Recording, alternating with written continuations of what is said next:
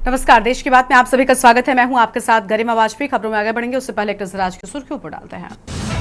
महाराष्ट्र में औरंगजेब की कब्र की बढ़ाई गई सुरक्षा, बजरंग दल और पीएचपी ने हटाने की मांग की है। कांग्रेस बोली ये राज्य में अशांति चाहते हैं। वक्फ संशोधन बिल के खिलाफ मुस्लिम नेताओं के हुंकार, all India Muslim personal law board का जंतर मंतर पर विरोध प्रदर्शन, बड़े नेता रहे मौजूद। चंद्रयान 5 मिशन को केंद्र की मंजूरी, चंद्रमा की सतह की स्टडी के लिए 250 किलोग्राम का रोवर ले जाएंगे। चंद्रयान 3 से 10 गुना ज्यादा वजनी। हरियाणा सीएम ने बतौर वित्त मंत्री पेश किया राज्य का बजट, गुरुग्राम पंचकूला को एआई हब बनाने का ऐलान, 2027 तक 50 लाख युवाओं को नौकरी देने की बात। जम्मू कश्मीर के कुपवाड़ा में सुरक्षा बलों और आतंकियों के बीच मुठभेड़, एक आतंकी ढेर, एक जवान घायल, ऑपरेशन जारी। अयोध्या में अब रामनवमी की तैयारी शुरू, डीजीपी ने किया दौरा, लिया तैयारियों का जायजा, 50 लाख से ज्यादा श्रद्धालुओं के पहुंचने की संभावना। आप देख रहे हैं के न्यूज, खबरों का सारथी।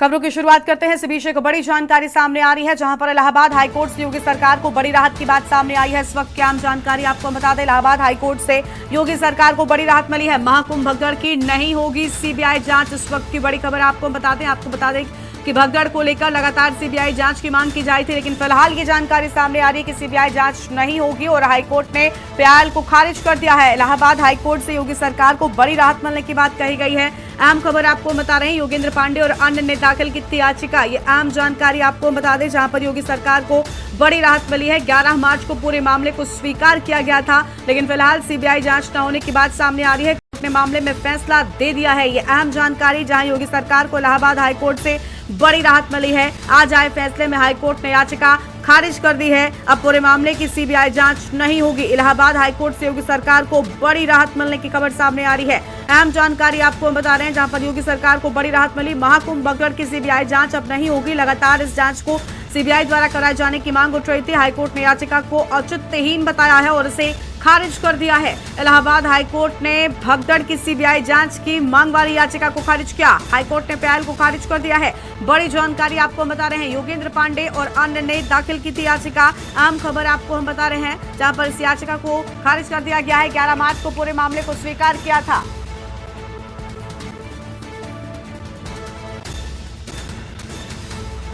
कोर्ट ने मामले में फैसला दिया।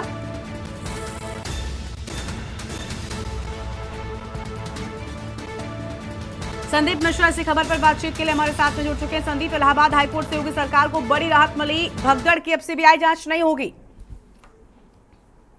बिल्कुल, देखिए, उत्तर प्रदेश की योगी सरकार को एक बड़ी राहत मिली है। महाकुंभ में जिस तरीके से मौनी अमावस्या के दिन भगदड़ हुई थी, उस भगदड़ के बाद से लगातार जो है विपक्ष सवाल खड़े कर रहा था।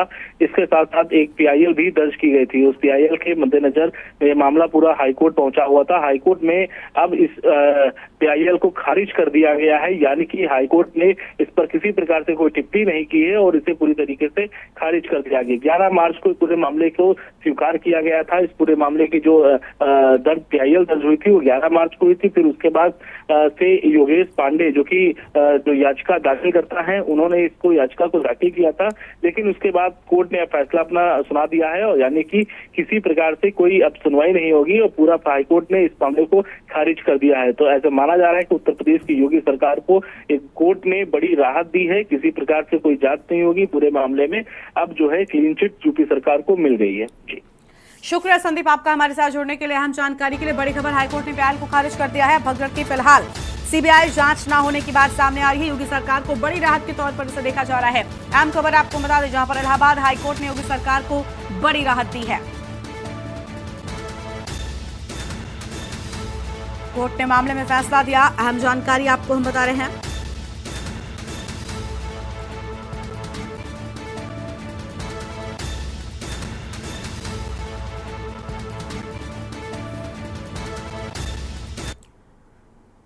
अगली खबर लखनऊ से आपको हम बताते हैं, जहां पर थाने में वकील और पुलिस की भिड़ंत का पूरा मामला। विभूतिखंड थाने में वकीलों से दुर्व्यवहार पर वकील आक्रोशित हैं। लखनऊ में अवध बार एसोसिएशन ने हड़ताल का ऐलान किया है। कल हड़ताल पर रहेंगे अवध बार एसोसिएशन से जुड़े अधिवक्ता। सेंट्रल बार और लखनऊ बार एसोसिएशन के समर्थन में अवध बार संयुक्त सचिव देवकी नंदन पांडे ने हड़ताल की घोषणा की है। लाइब्रेरी में चल रही लखनऊ और सेंट्रल बार की संयुक्त बैठक। बड़ी जानकारी लखनऊ से आपको बता रहे हैं। कल हड़ताल पर रहेंगे अवध बार एसोसिएशन से जुड़े अधिवक्ता। लखनऊ से बड़ी खबर, इस विवाद को लेकर आक्रोशित वकील नजर आ रहे हैं।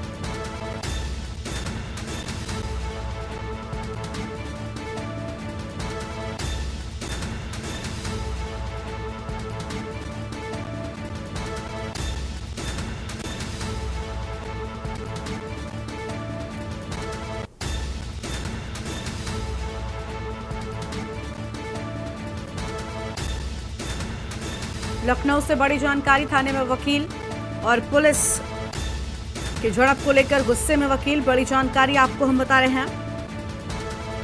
लखनऊ में अवध बार एसोसिएशन ने किया हड़ताल का ऐलान।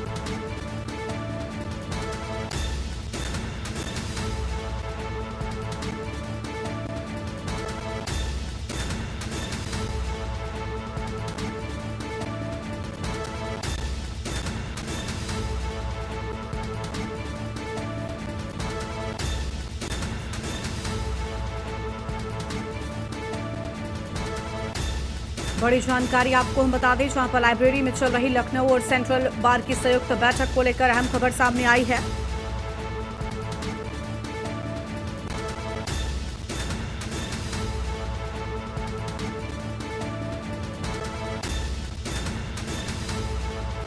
शिवा शर्मा हमारे साथ में इसी खबर पर बातचीत के लिए जुड़ चुके हैं। शिवा, वकीलों में गुस्सा है और फिलहाल खास बैठक होने की बात सामने आई है, पूरी जानकारी क्या है आपके पास? देखिए, वकीलों के खिलाफ जो थाने में पिटाई की गई थी, बंद करके उनको मारा पीटा गया था, इस मामले को लेकर के बहुत ज्यादा सुर्खियों में रहा चीजें और बड़े अधिकारियों का हस्तक्षेप। और अब सेंट्रल बार एसोसिएशन और लखनऊ बार एसोसिएशन की संयुक्त बैठक चल रही है लखनऊ कचहरी के अंदर, और बड़ा फैसला हो सकता है कि पुलिस ने उनके खिलाफ जो 2 मुकदमे दर्ज किए हैं, पहला तो मुकदमा मारपीट को लेकर के, दूसरा मुकदमा सड़क जाम करने को लेकर के, और जो मूल मुकदमा था जिस मामले में अभियुक्त बनाए गए थे वकील, उस मुकदमे को लेकर के ये मांगे वकील की हैं कि सभी मुकदमे लखनऊ जिला प्रशासन और पुलिस प्रशासन वापस ले। और इसके साथ ही ये कहा जा सकता है कि अवध बार एसोसिएशन जो तीसरा बार एसोसिएशन है लखनऊ का, उसने कल हड़ताल का ऐलान किया है और सेंट्रल बार के एसोसिएशन से जुड़े जो अधिवक्ता है जिनके ऊपर आरोप था बदसलूकी करने का, उनके समर्थन में खड़े हुए हैं। तो आज पुलिस की बैरिकेडिंग थी, पुलिस फोर्स पूरे इलाके में तैनात रही थी कि किसी भी तरीके से अधिवक्ता लखनऊ कचहरी से मुख्यमंत्री आवास तक या विधानसभा तक घेराव न कर सके, भारी संख्या में वकील न जा सके, इसके लिए पूरी चौकसी बरती गई थी। लेकिन अभी तक सबसे पहला ट्रांसफॉर्मेशन ये हुआ है, या यूं कह लें अपडेट ये हुआ है कि अवध बार एसोसिएशन ने सेंट्रल बार एसोसिएशन और लखनऊ बार एसोसिएशन के अधिवक्ताओं का समर्थन करते हुए कल उन्होंने हड़ताल का ऐलान किया है। और लेकिन अभी भी दोनों बार एसोसिएशन लखनऊ और सेंट्रल बार के एसोसिएशन के अधिकारियों की बैठक चल रही है कि अब आने वाले समय में आगे उनकी रणनीति क्या होगी, क्योंकि 14 तारीख को लखनऊ के विभूतिगंज थाने के अंदर वकीलों और पुलिस के बीच में झड़प हुई थी और उस झड़प के बाद मामला जो था बेहद गंभीर तूल पकड़ गया था और इस पूरे मामले में 4 मुकदमे दर्ज हुए थे। तो अब पुलिस की प्रायोरिटी यही है कि पुलिस उस मामले को बहुत हल्के तरीके से देखे, अधिकारियों के हस्तक्षेप हो, ताकि किसी भी तरीके का लॉ एंड ऑर्डर का इश्यू ना हो, अधिवक्ता किसी भी तरीके से तकरार की स्थिति पर सामने ना आए। तो अभी दोनों एसोसिएशन की जो बैठक है फिलहाल चल रही है, लेकिन एक एसोसिएशन ने कल आने वाले दिन के लिए हड़ताल का ऐलान कर दिया है। शुक्रिया शिवा आपका हमारे साथ जुड़ने के लिए, अहम जानकारी के लिए। बड़ी खबर आपको बता रहे हैं, जहां पर थाने में वकील और पुलिस की भिड़ंत का पूरा मामला सामने आया। अहम खबर आपको हम बता दें, लखनऊ में अवध बार एसोसिएशन ने किया हड़ताल का ऐलान। आगे बढ़ते हैं खबरों की ओर। लखीमपुर खीरी से बड़ी खबर, कलेक्ट्रेट पहुंचे किसानों की नारेबाजी और प्रदर्शन देखने को मिला है। साठा धान की बुआई को लेकर किसानों का प्रदर्शन देखने को मिला। बड़ी जानकारी आपको हम बता रहे हैं, साठा धान की बुआई पर जिला प्रशासन द्वारा लगाया प्रतिबंध। जल स्तर गिरने के कारण बुआई पर प्रतिबंध लगाए जाने की बात सामने आई। कलेक्ट्रेट में एकत्रित हुए किसानों का प्रदर्शन, बड़ी जानकारी, किसानों की ओर से प्रदर्शन किया गया। साठा धान की बुआई पर जिला प्रशासन द्वारा प्रतिबंध लगाया गया। लखीमपुर खीरी से अहम खबर आपको हम बता रहे हैं, जलस्तर गिरने के कारण बुआई पर प्रतिबंध लगाए जाने की बात सामने आई है।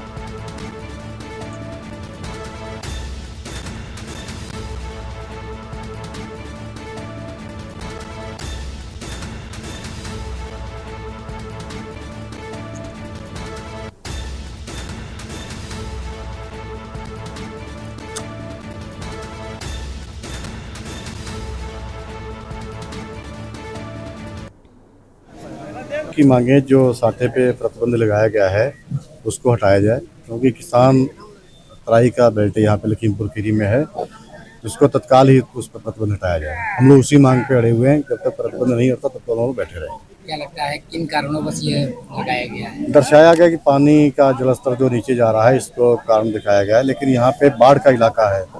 हजारों एकड़ हजारों गन्ना एकड़ बर्बाद हो चुका है, लोगों का फसलें खराब हो जाती हैं। एक यही फसल जो होती है इससे थोड़ा किसान उठ पाता है, लेकिन कर्जे में डूब चुका किसान है। तो मेरा प्रशासन से जिलाधिकारी महोदय से निवेदन है कि यहाँ पे जो साठा धान लगाने को अनुमति दी जाए। यहाँ तराई बेल्ट है, यहाँ पानी की कोई भी दिक्कत नहीं है। अगर नहीं हटाया गया तो कैसे? नहीं, हम लोग तो साठा लगाएंगे, हम लोग तैयारी फुल है, साठा लगाएंगे। साठी तैयारी है, सीमेंट बो चुके हैं, साठा लग चुका है।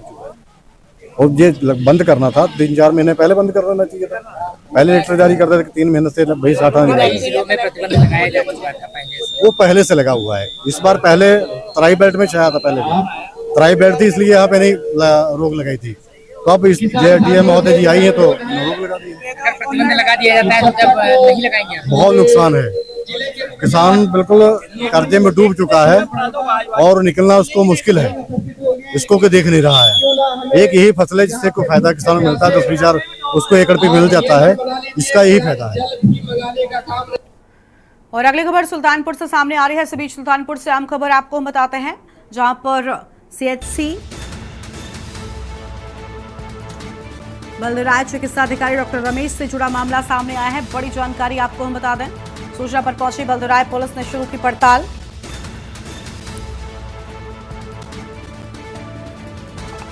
लखनऊ का निवासी बताया जाता है मृतक शख्स। अचानक मौत की सूचना पर स्थानीय लोगों में गुस्सा।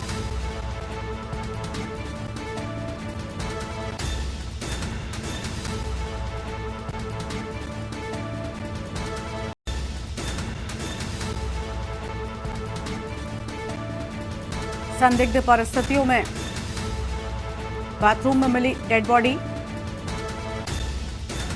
सीएचसी बल्दराय चिकित्सा अधिकारी डॉक्टर रमेश से जुड़ा मामला।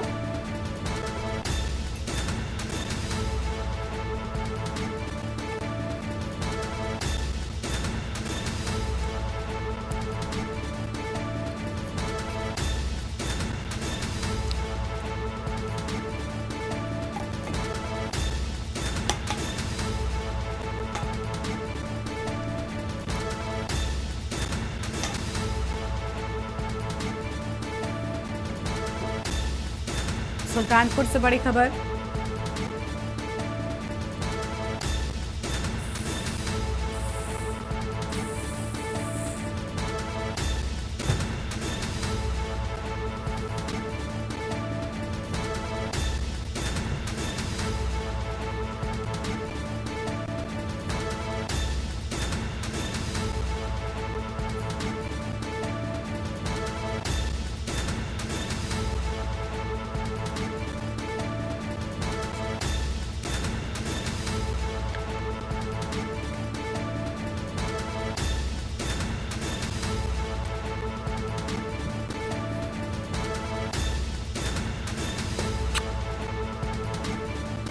सुल्तानपुर से बड़ी खबर, सामुदायिक स्वास्थ्य केंद्र में मिली डेड बॉडी।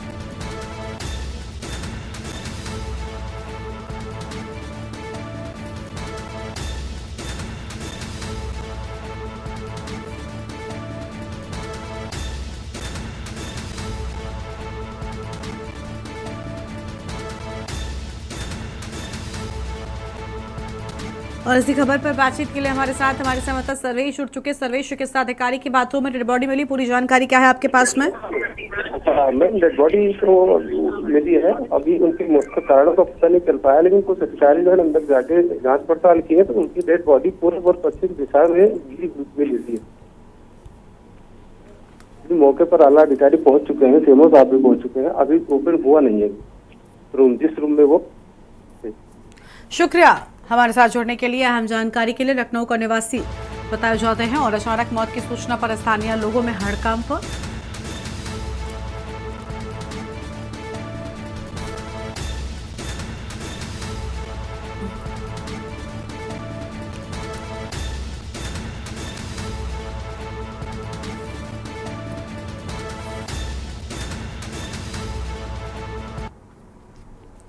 और इस बीच लखनऊ से बड़ी जानकारी सामने आ रही है, उसका रुख कर लेते हैं। लखनऊ से बड़ी खबर आपको बता दें, जहां पर अखिलेश यादव का ट्वीट सामने आया है। बड़ी जानकारी आपको बता रहे हैं, सपा सुप्रीमो अखिलेश यादव का ट्वीट सामने आया है, जहां भाजपा की नकारात्मक राजनीति को लेकर बड़ा हमला बोला है। उनका कहना है कि भाजपा की नकारात्मक राजनीति समाज में दूरियां पैदा कर रही है। दिल्ली में चल रहे विरोध प्रदर्शन को लेकर अखिलेश यादव ने किया पोस्ट, भाजपा सरकार पर एक्स के जरिए हमला किया। अहम खबर आपको हम बता रहे हैं।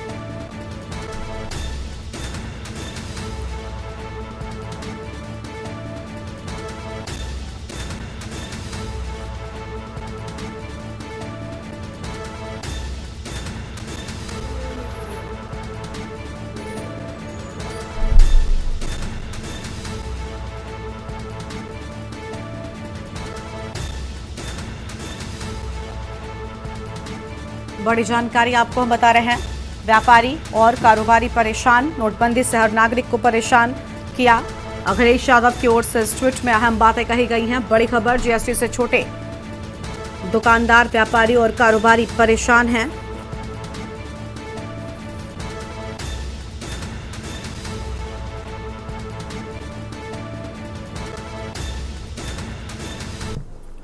शिवा शर्मा हमारे साथ में जुड़ चुके हैं। शिवा, बीजेपी पर बड़ा हमला बोला है अखिलेश यादव ने। देखिए, बिल्कुल अखिलेश यादव ने एक्सपोज कर भारतीय जनता पार्टी को घेरा है और ये कहा है कि भाजपा की नकारात्मक राजनीति समाज में संकट और दूरियां पैदा कर रही है। भाजपाइयों ने एंग्लो इंडियन का जो आरक्षण था वो समाप्त किया, किसानों को परेशान करने के लिए काले कानून लागू कर रही है और नोटबंदी के आम नागरिक को परेशान किया है। इस तरीके का आरोप अखिलेश यादव ने भारतीय जनता पार्टी के ऊपर लगाया है और जरूर कहीं ना कहीं अखिलेश यादव हमेशा से ही हमलावर रहते रहे हैं भारतीय जनता पार्टी के खिलाफ। और आज जो ये कहा जाएगा कि तमाम तरीके के जो आरोप है वो अखिलेश यादव सोशल मीडिया के जरिए लगा रहे हैं। उन्होंने कहा कि भाजपा को ये डर है कि उनका भी जो भी 5 से 10% कट्टर समर्थक है वो कैसे खुश रह सकता है, क्योंकि देखिए आप दिल्ली में जंतर मंतर पर प्रदर्शन चल रहा है। वक्फ संशोधन बिल को लेकर के जो लगातार माइनॉरिटी के लोग विरोध प्रदर्शन कर रहे हैं, उसको भी इस पोस्ट के जरिए जो होकर देखा जा सकता है कि इन्होंने बताया कि बीजेपी जो है वो अल्पसंख्यकों को किस तरीके से काम कर रही है उनके खिलाफ और क्या कुछ बातें कह रही है और क्या कानून लागू करने की बात कर रही है। तो उनको अखिलेश यादव ने एक बार फिर से अपनी पार्टी को उठाते हुए भारतीय के जो तमाम नेता है, जो उनकी सोच है, उन सभी को घेरते हुए एक्सपर्ट नजर आए हैं। शुक्रिया शिवा आपका हमारे साथ जुड़ने के लिए और अहम जानकारी के लिए। बड़ी खबर आपको हम बता रहे हैं, जहां पर अखिलेश यादव की ओर से ट्वीट कर अहम बातें कही गई हैं। बीजेपी पर बड़ा हमला बोला गया है और साफ तौर पर आप देख पा रहे हैं, उन्होंने कहना है कि भाजपा की नकारात्मक राजनीति समाज में संकट और दूरियां पैदा करने का काम कर रही है। बड़ी खबर आपको हम बता दें, कई अहम मुद्दों को लेकर उन्होंने अपने ट्वीट में सवाल भी उठाया है।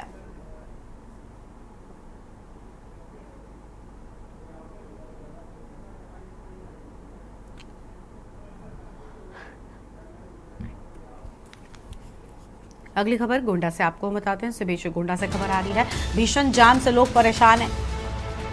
गोंडा में भीषण जाम से परेशान लोग, चौक चौराहों से गलियां तक हो जाती हैं जाम। 2.5 घंटे से पूरा गोंडा शहर जाम है। जाम में भीषण गर्मी से बिलबिलाए लोग।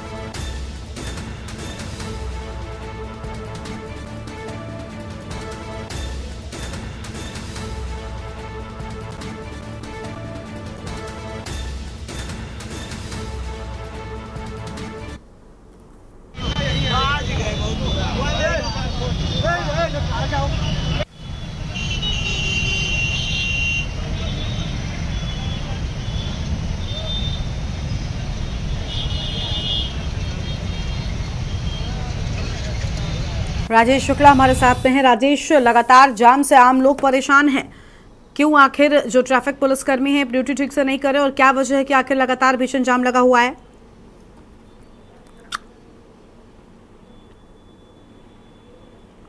राजेश, आवाज मिल रही है आपको? राजेश तक आवाज नहीं पहुंच रही है। बड़ी खबर आपको गोंडा से बताते हैं, जहां पर चौक चौराहों से गलियां जाम हो जाती हैं। तस्वीर आपको हम दिखा रहे हैं। भीषण जाम से आम जनता परेशान नजर आ रही है। 2.5 घंटे से पूरा गोंडा शहर जाम हो गया है। लोग अपने गंतव्यों तक नहीं पहुंच पा रहे हैं। जाम में भीषण गर्मी से बिलबिलाते नजर आ रहे हैं लोग।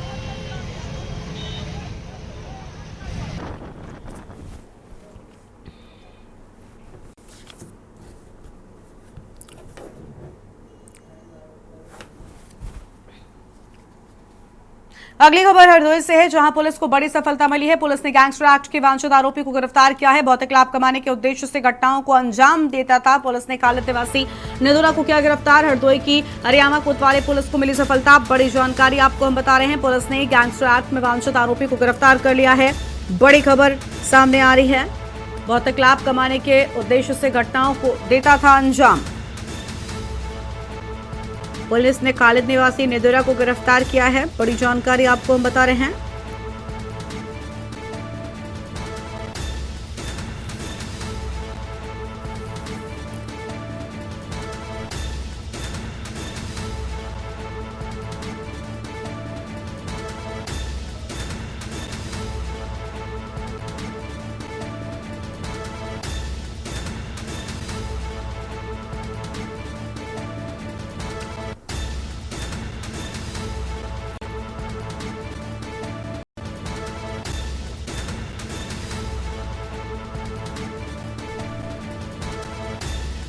भौतिक लाभ कमाने के उद्देश्य से घटनाओं को देता था अंजाम। बड़ी खबर आपको हम बता दें, पुलिस ने कालिद निवासी निदोरा को किया गिरफ्तार। अहम जानकारी सामने आ रही है।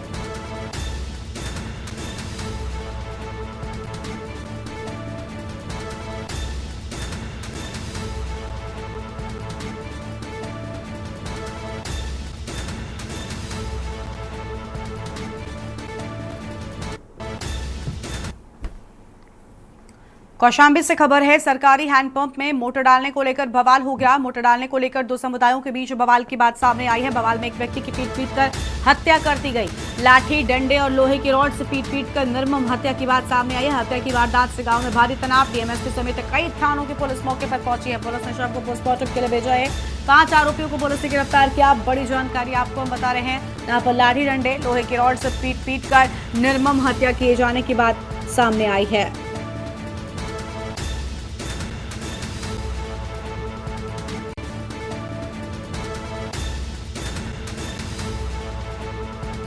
सुबह 10 बजे महगांव में एक सरकारी हैंडपंप पे मोटर लगाने के विवाद को लेकर के एक व्यक्ति सैफी है जिससे विवाद हुआ है। इसमें उसका लाठी, डंडे और राड से पिटाई की गई, जिसमें मौके पर ही उसकी मृत्यु हो गई है। आरोपी पुलिस हिरासत में है, उनसे पूछताछ की जा रही है। अभियोग पंजीकरण की कार्रवाई की जा रही है। शव को भेज दिया गया है पोस्टमार्टम के लिए। मौके पर लॉ एंड ऑर्डर बिल्कुल सामान्य है। हम लोग यहाँ मौजूद हैं और इसमें आरोपियों के विरुद्ध कड़ी कार्रवाई करेंगे। बांदा से खबर है, जहां पर विद्युत विभाग के खिलाफ किसानों ने मोर्चा खोला है। पर्याप्त लाइट न मिलने से किसानों की फसल बर्बाद होने की बात कही गई है। किसानों ने जिलाधिकारी कार्यालय पहुंचकर धरना दिया। ट्रांसफार्मर की क्षमता बढ़ाए जाने की किसानों ने मांग की है। दर्जनों गांव से आए किसानों ने डीएम कार्यालय पर धरना दिया। लो वोल्टेज के चलते अलोना पंप कैनाल की सप्लाई व प्राइवेट बोर बंद। कैसे बढ़ेगी किसानों की आय जब फसल ही बर्बाद हो जाएगी? कैलानी तहसील अंतर्गत कालेश्वर पावर हाउस का पूरा मामला सामने आया है। बड़ी जानकारी आपको हम बता रहे हैं।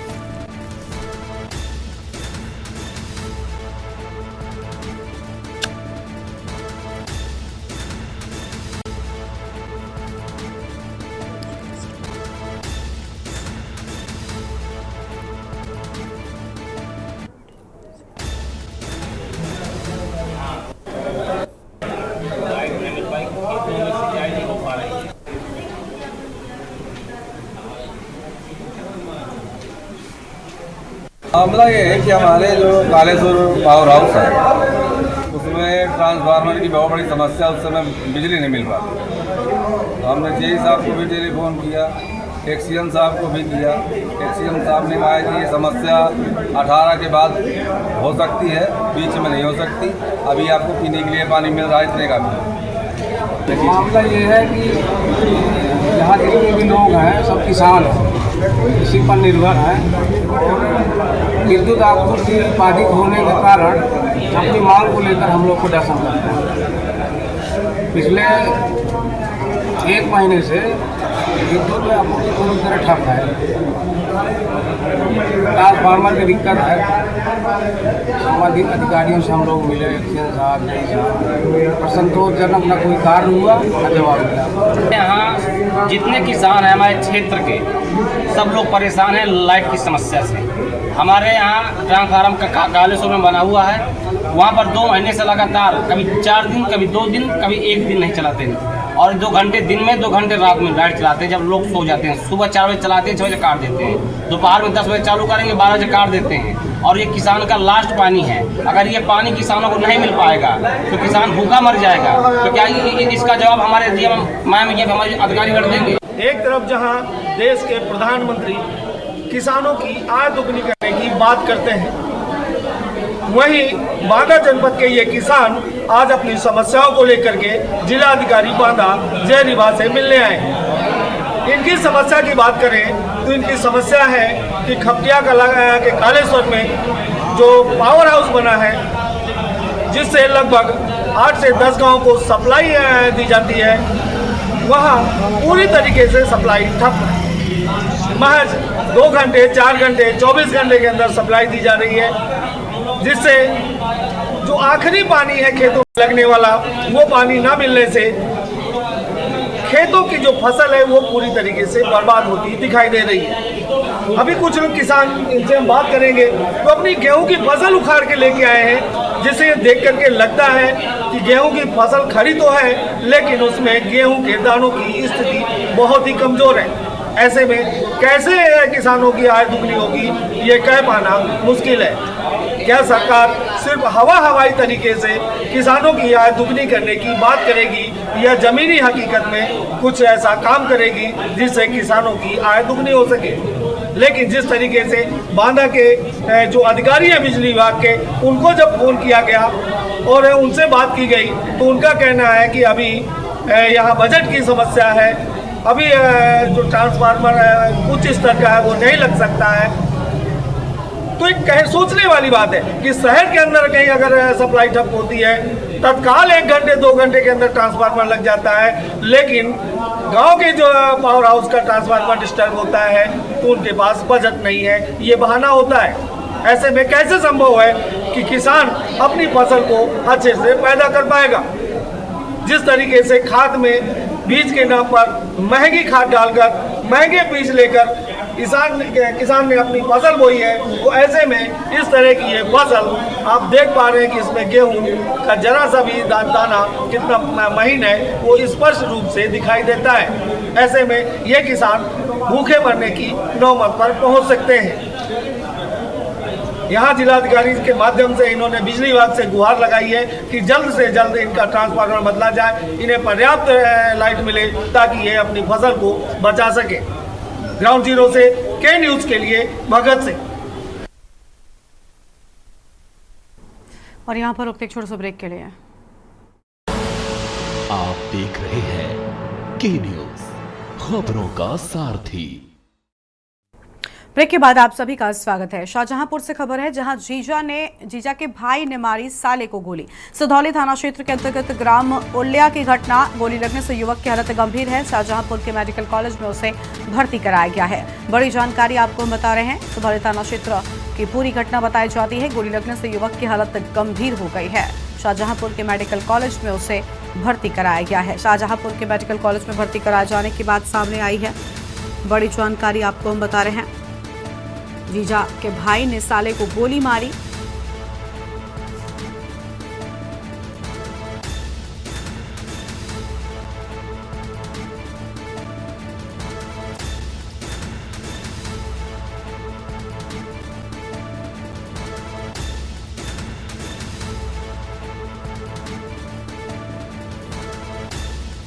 शाहजहांपुर से खबर, जीजा के भाई ने मारी साले को गोली। सधौली थाना क्षेत्र अंतर्गत ग्राम उल्या की पूरी घटना सामने आई है। बड़ी खबर आपको बता रहे हैं, गोली लगने से युवक की हालत गंभीर बताई जाती है। शाहजहांपुर के मेडिकल कॉलेज में भर्ती कराया गया।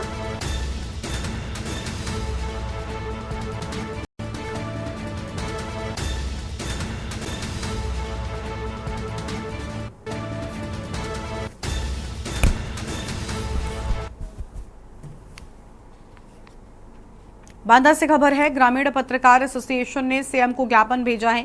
सीतापुर में पत्रकार हत्याकांड को लेकर पूरे प्रदेश में गुस्सा। पत्रकार सुरक्षा कानून लागू करने की मांग। दिवंगत पत्रकार के परिवार को सरकारी नौकरी, मुआवजे की मांग की बात सामने आई है। आम खबर आपको बता रहे हैं, पत्रकार के हत्यारोपी को तत्काल गिरफ्तार करने की मांग भी की गई है।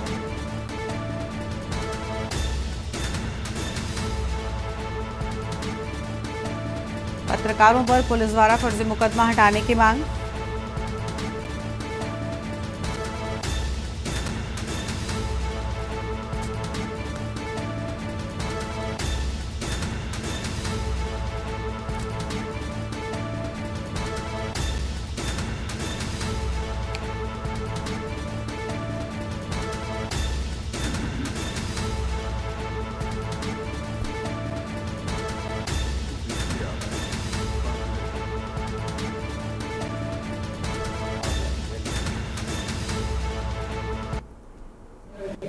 सबसे बड़ी बात कि आज सीतापुर को विगत दिनों सीतापुर में दैनिक जागरण के रिपोर्टर थे राघवेंद्र वाजपेयी जी, जिनकी अज्ञात व्यक्तियों ने गोली मारकर हत्या की। उसी समस्या को लेकर के उनकी गिरफ्तारी की जाए जिन्होंने हत्या की है, और पीड़ित परिवार को उचित मुआवजा दिया जाए और उनके घर पे किसी एक सदस्य को नौकरी दी जाए। क्योंकि पत्रकार जो होता है, देखिए, एक तो सरकार की हर बात को लेकर जनता तक पहुंचाता है और जनता की समस्याओं को लेकर वो सरकार तक पहुंचाता है। क्या पत्रकार की यही गुनाह है? सबसे बड़ी बात तो मुझे ये नहीं समझ में आ रही कि पूरे प्रदेश में पत्रकारों का हनन क्यों किया जा रहा है।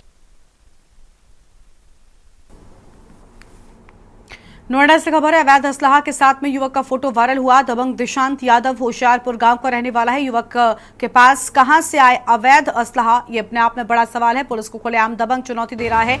नोएडा के थाना सेक्टर 49 क्षेत्र का वीडियो वायरल हुआ है। बड़ी जानकारी आपको हम बता रहे हैं। दबंग दिशांत यादव होशियारपुर गांव का रहने वाला।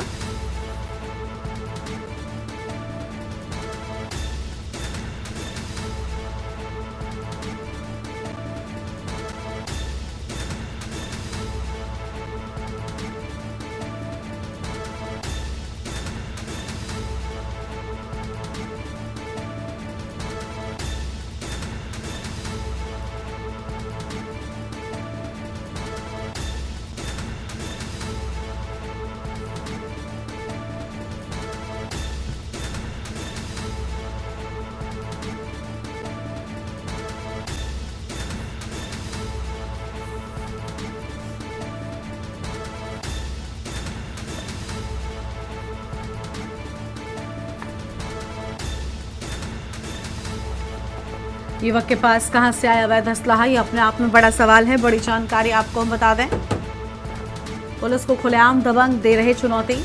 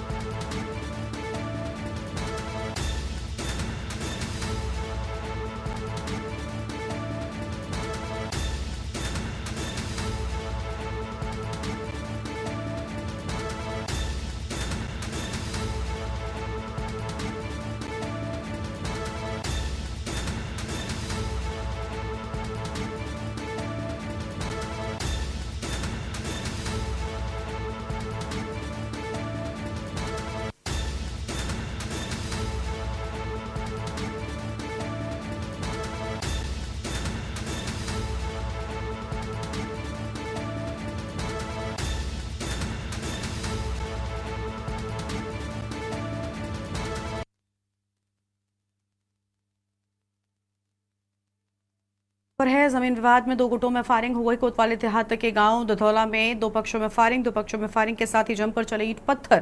बड़ी खबर और सोशल मीडिया पर फायरिंग का वीडियो वायरल हो रहा है। छत पर खड़ा युवक कर रहा लाइसेंसी बंदूक से फायरिंग की घटना में श्याम बिहारी को लगी गोली। ईंट पत्थर चलने से पंकज पुत्र सत्येंद्र के सिर में लगी चोट। सूचना पर पहुंची देहात कोतवाली पुलिस जांच में जुटी हुई है। कोतवाली देहात क्षेत्र के गाँव धलौआ का पूरा मामला सामने आया है।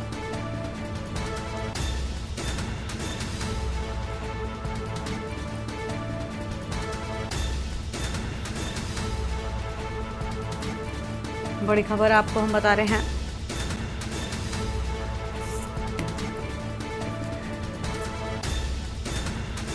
फायरिंग की घटना में श्याम बिहारी को लगी गोली। बड़ी जानकारी, गांव धलौआ का पूरा मामला सामने आया।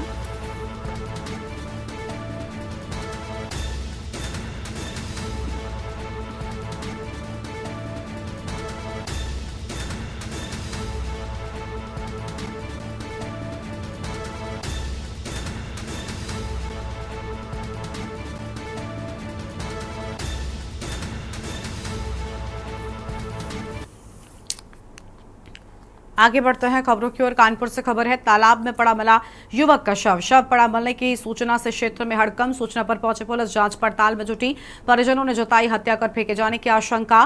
पुलिस ने जांच के लिए मौके पर बुलाई फॉरेंसिक टीम।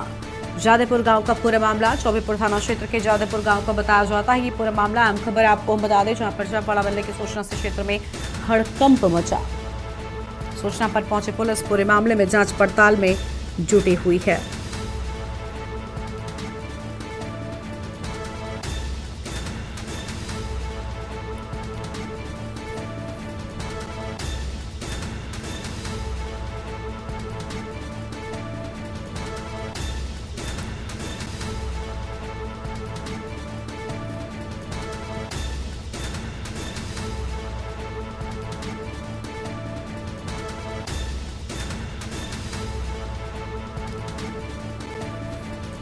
कानपुर से बड़ी जानकारी, तालाब में पड़ा मिला युवक का शव।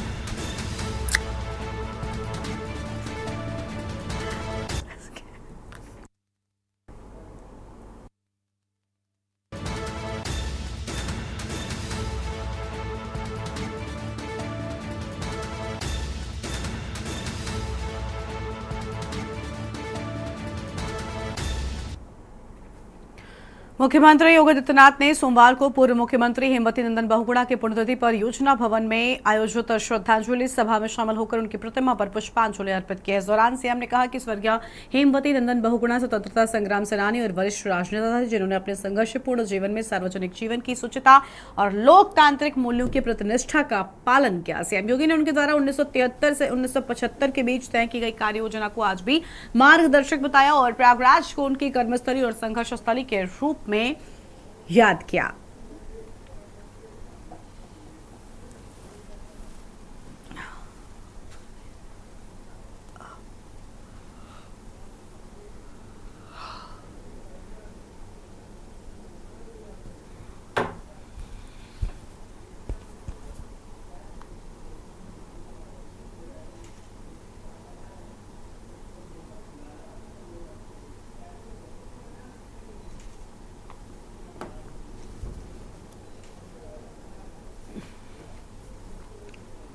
भारतीय जनता पार्टी ने 15 सितंबर 2023 को दुर्गेश राय को पार्टी के जिलाध्यक्ष के रूप में मनोनीत किया। दुर्गेश राय, जो कि 1999 में राष्ट्रीय स्वयंसेवक संघ से जुड़े थे, 2003 से 2008 तक जिला प्रचारक के रूप में अपनी जिम्मेदारी निभाई और संगठन विस्तार में महत्वपूर्ण भूमिका निभाई। राय ने 2008 से 2011 तक युवा मोर्चा के विभाग संयोजक और 2011 से 2013 तक जल प्रबंधन प्रकोष्ठ के क्षेत्रीय संयोजक के रूप में भी कार्य किया।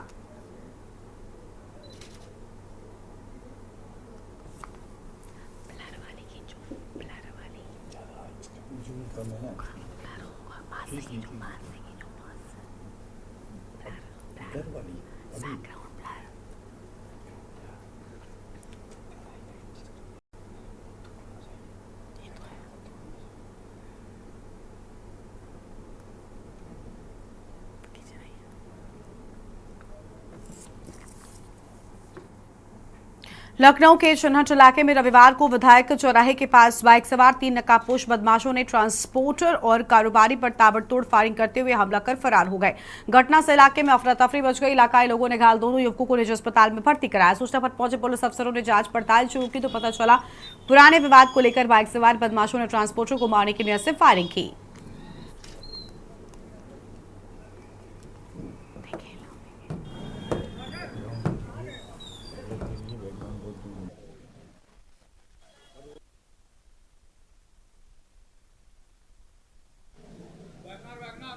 थाना चिन्हट को एक फायरिंग की सूचना प्राप्त हुई, जिसमें थाना चिन्हट की पुलिस और उच्च अधिकारीगण मौके पर पहुंचे, जहां यह तथ्य संज्ञान में आए कि थाना क्षेत्र चिन्हट के रहने वाले एजाज अहमद के कंधे और पीठ पर गोली लगी है, जिन्हें इलाज के लिए चंदन अस्पताल में भर्ती कराया है, जहां डॉक्टरों द्वारा उन्हें खतरे से बाहर बताया जा रहा है। उनसे पूछताछ करी गई तो उनके द्वारा बताया गया कि 2 व्यक्तियों द्वारा उन पर फायरिंग की घटना कारित कर दी गई है। पुलिस द्वारा उनसे नामजद तहरीर प्राप्त कर विधिक कार्रवाई प्रचलित में लाई जा रही है।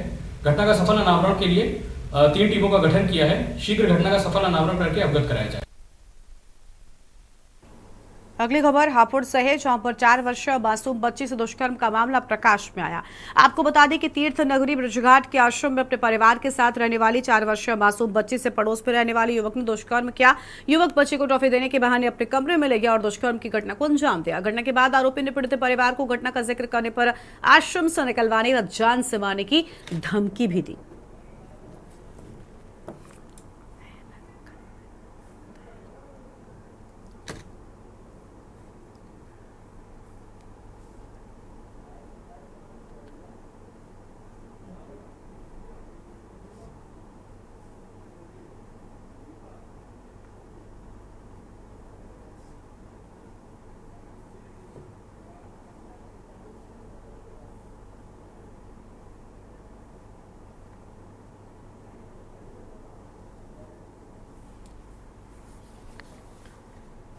यूपी के हाथरस स्थित पीसी बंगला डिग्री कॉलेज के चीफ प्रॉक्टर रजनीश पर कॉलेज की छात्राओं के साथ यौन शोषण करने का आरोप लगा है। थाना हाथरस गेट पुलिस ने रजनीश के खिलाफ दुष्कर्म सहित कई धाराओं में मुकदमा दर्ज किया।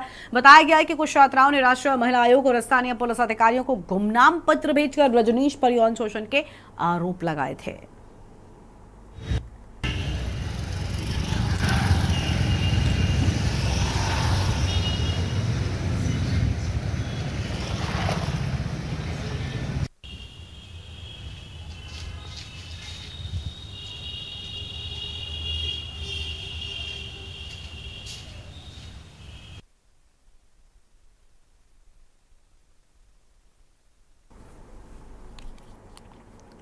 लखनऊ में मानसिक रूप से कमजोर दलित युवती से गैंगरेप के मामले में रविवार की रात पुलिस और मुख्य आरोपियों संदीप और मायाराम के बीच मुठभेड़ हो गई। पुलिस की जवाबी कार्रवाई में संदीप के दाहिने पैर में गोली लगी, जबकि मायाराम को पुलिस ने मौके से दौड़ाकर पकड़ लिया। पुलिस के अनुसार दोनों आरोपियों के खिलाफ 6 टीमों के द्वारा जांच की जा रही है।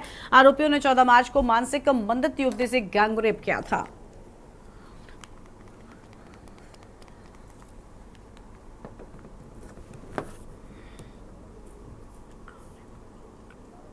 गोसाईगंज में एक महिला के साथ सामूहिक दुष्कर्म करने की धाराओं में अभियोग पंजीकृत हुआ था। इसमें एक नामजद अभियुक्त संदीप यादव और एक अन्य अज्ञात व्यक्ति की पुलिस छानबीन कर रही थी। इसमें मुखबिर द्वारा सूचना मिली कि संदीप यादव एवं अज्ञात व्यक्ति यहां पर भुलास खेड़ा जंगल के पास में गुजरेगा। इसमें हम लोग पुलिस पुकिट ला के चेकिंग कर रही थी। जब पुलिस ने उस अज्ञात बाइक सवार व्यक्ति को रोकने के लिए कहा तो उसने पुलिस पार्टी पर फायर करा। इसमें पुलिस ने आत्मरक्षार्थ हेतु जब फायरिंग करी तो उसमें संदीप यादव नामक व्यक्ति के पाँव में गोली लग गई है। साथ ही साथ इसमें मयाराम नाम का व्यक्ति भी पुलिस ने गिरफ्तार करा है। इसमें घायल को उपचार हेतु निकटतम अस्पताल में लेकर गए हैं। बुलंदशहर से खबर है, जहां पर जिला अस्पताल में भर्ती एक युवती के पिता ने अस्पताल कर्मियों पर एक्सपायरी डेट के इंजेक्शन का इस्तेमाल करने का आरोप लगा दिया है।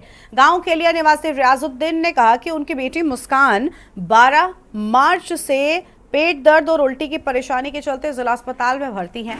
बीती रात को ड्यूटी पर तैनात नाइट स्टाफ द्वारा मरीज के परिजनों को कुछ इंजेक्शन दिए गए। बाद में सुबह ड्यूटी पर आए स्टाफ द्वारा जब उन इंजेक्शन को लगाए जाने की बात कही गई तो पिता द्वारा इंजेक्शन को चेक किया गया तो वो एक्सपायरी डेट का था।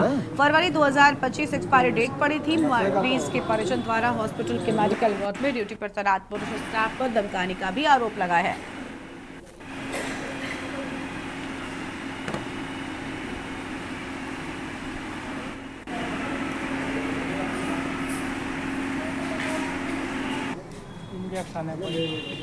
ये मेरे संज्ञान में भी मामला आया है। एक्सपायरी डेट का सभी इंजेक्शन दिए गए थे, उसमें से एक एक्सपायरी डेट का इंजेक्शन निकला है, वो वापस ले लिया गया है और दूसरा इंजेक्शन लगा दिया गया है।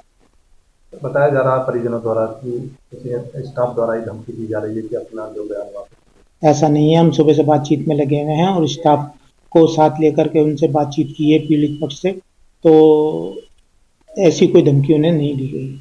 आपकी तरफ से क्या कार्रवाई? हमारी तरफ से कार्रवाई की जा रही है, जो दोषी होगा उसे सजा मिलेगी। लखनऊ के चिन्हट इलाके में बनी कठौता झील में रविवार की दोपहर युवती का शव उतराता मिला। पुलिस ने युवती के दोस्त की मदद से लड़की की पहचान की। 25 वर्षीय प्रियंका कनौजिया के रूप में हुई है, जो कि डाल यूपी 112 में टेलीकॉलर के पद पर कार्यरत थी। युवती की मौत हत्या है या हादसा, इसके लिए पुलिस की टीम मामले की जांच कर रही है।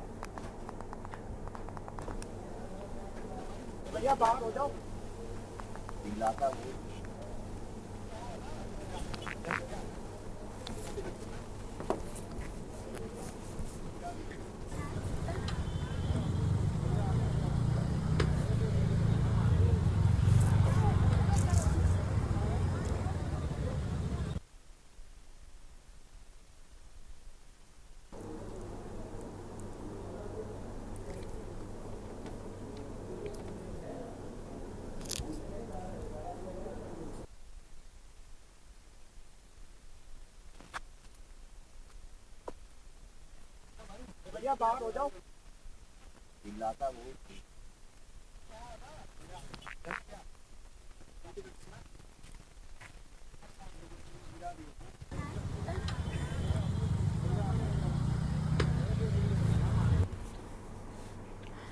भाजपा के पूर्व कृषि मंत्री जेपी दलाल ने कहा कि भाजपा एकमात्र ऐसी पार्टी है जो महिलाओं की भागीदारी को बढ़ावा देती है। उन्होंने रेवाड़ी में भाजपा के जिलाध्यक्ष वंदना को उनकी काबिलियत और पार्टी के लिए किए गए कार्यों के चलते दोबारा जिम्मेदारी सौंपने के लिए बधाई दी है। इस मौके पर पार्टी कार्यकर्ताओं ने खुशी का इजहार करते हुए पटाखे चलाए और एक दूसरे को लड्डू भी खिलाए हैं।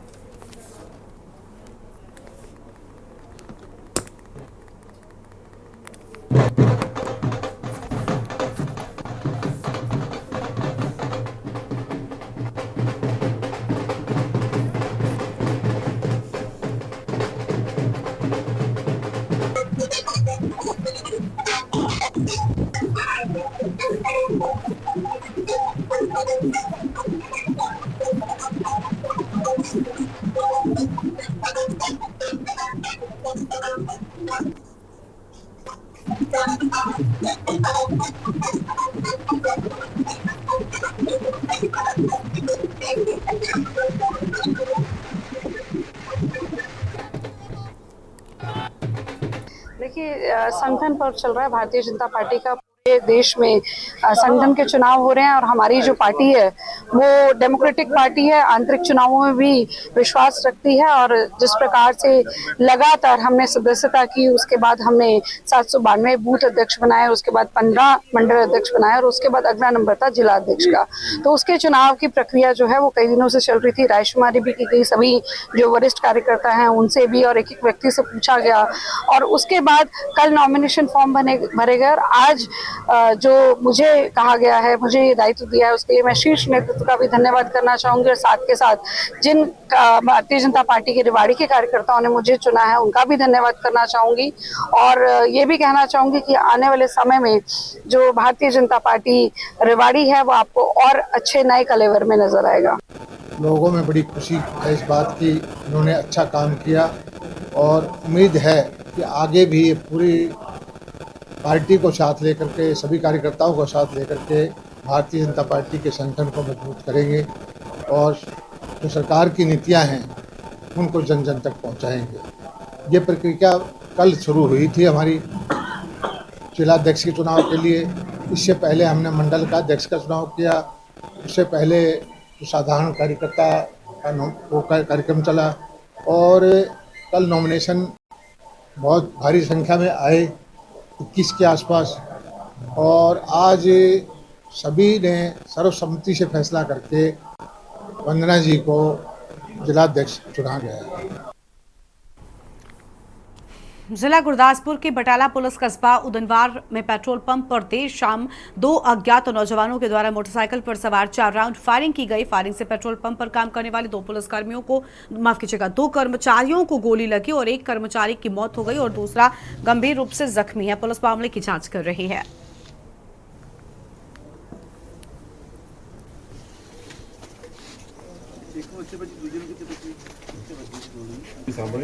जानकारी दबे आही जो बाहर गए ना, बाज मारी है ना, बाज मारी तो अं भज के बाहर होए है तो जो कितने गोली चली है तो मैं भाई हल भज के आ गया, रसोई हल आ गया तो मैं उन्होंने भाई नूं बाज मारन लगा, भाई भज के होया तो जो देखे तो साढ़े बंदे डिगे पे ही बाहर।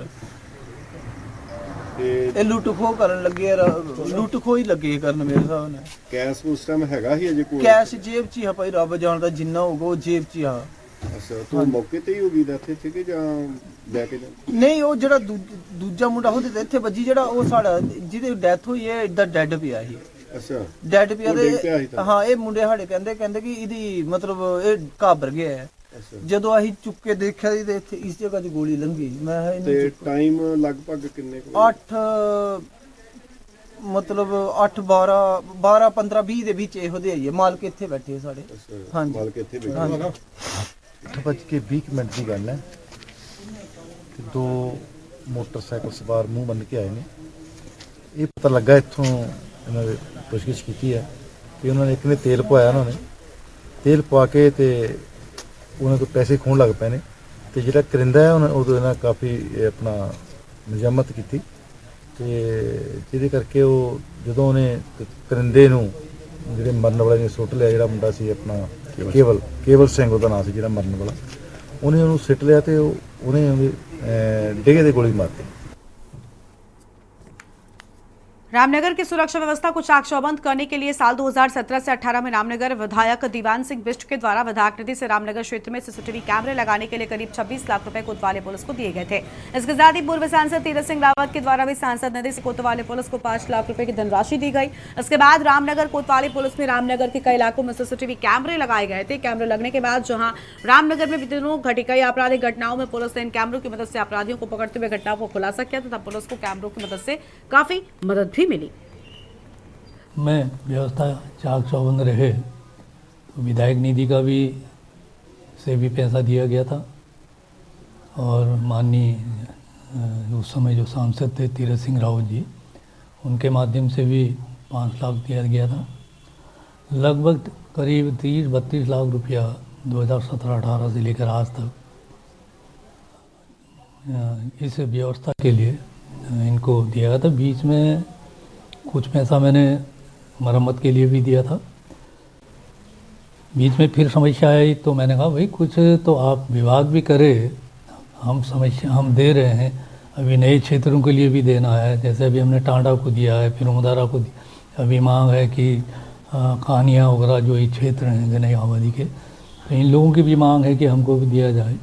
तो हम जो काम हमारा है उसको हम कर रहे हैं, जो व्यवस्था होनी चाहिए।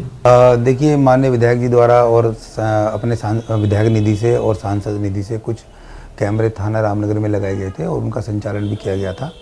वर्तमान में उनकी एएमसी ना होने की वजह से कैमरे ख़राब हैं। हमारे द्वारा इसमें मुख्यालय से भी पत्राचार किया गया है, वहाँ से भी इसमें मदद मांगी गई है, क्योंकि कैमरों की एएमसी के लिए बजट ना होने की वजह से कैमरे सही नहीं हो पा रहे हैं।